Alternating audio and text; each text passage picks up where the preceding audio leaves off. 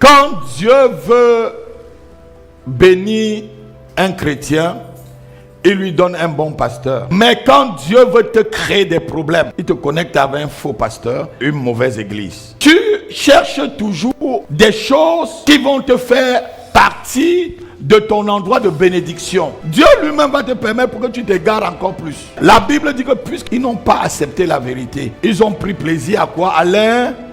Dieu les envoie un esprit d'égarement.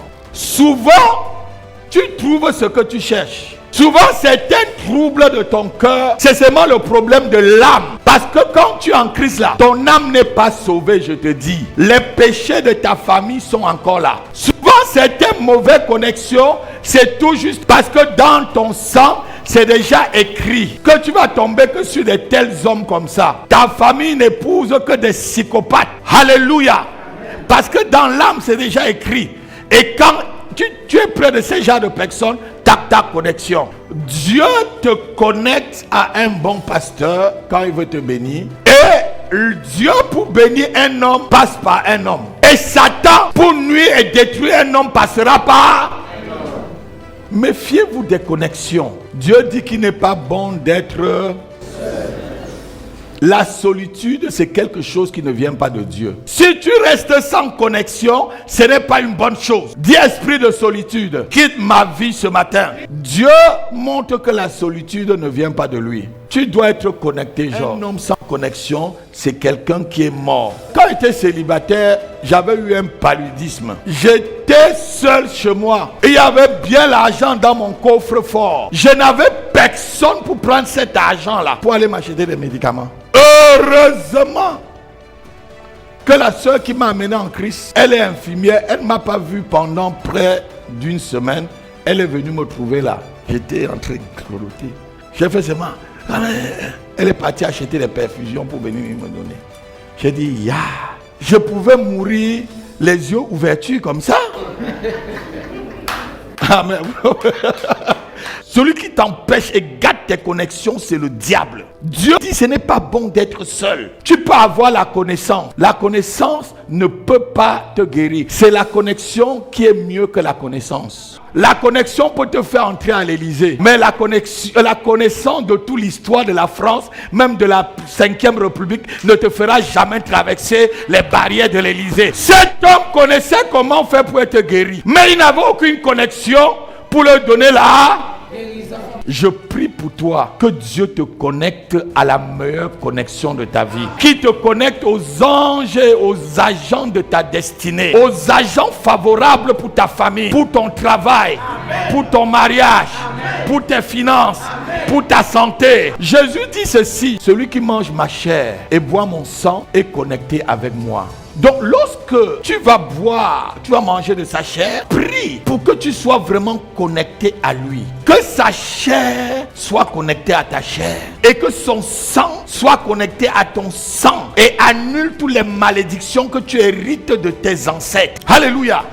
Que lorsque tu vas boire son sang, toutes les malédictions écrites dans ton ADN, que ces malédictions soient annulées au nom de Jésus. Amen. Je dis qu'elles soient annulées au nom de Jésus. Amen. Alléluia. Amen. Le plus grand pacte qu'on peut faire, c'est le pacte de sang. La plus grande connexion qu'on peut faire, c'est la connexion par le sang.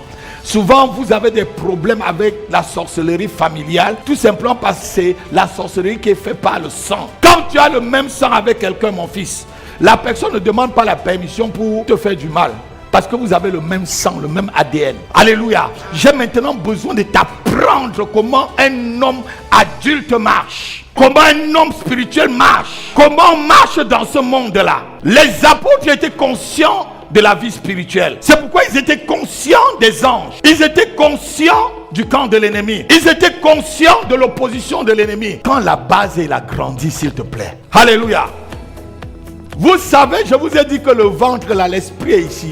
C'est pourquoi les connexions souvent sont faites par des rapports intimes. Parce que l'esprit est dans le ventre. C'est une porte. Parce que ton esprit est là. Jésus, qu'est-ce que Jésus dit? Que ce temps ne vous surprenne pas parce que vous avez mangé et bu et que votre esprit et assoupli. Pourquoi tu ne jeûnes pas? Si l'esprit était dans ta tête, quand tu jeûnes là, c'est pourquoi? C'est pour libérer le ventre et libérer l'esprit. Tu peux amener quelqu'un dans ta famille, c'est le divorce.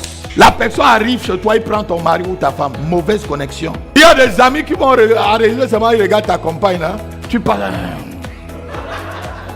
Il dit bonjour, mais quand tu tournes le dos là, il gâte ton mariage comme ça.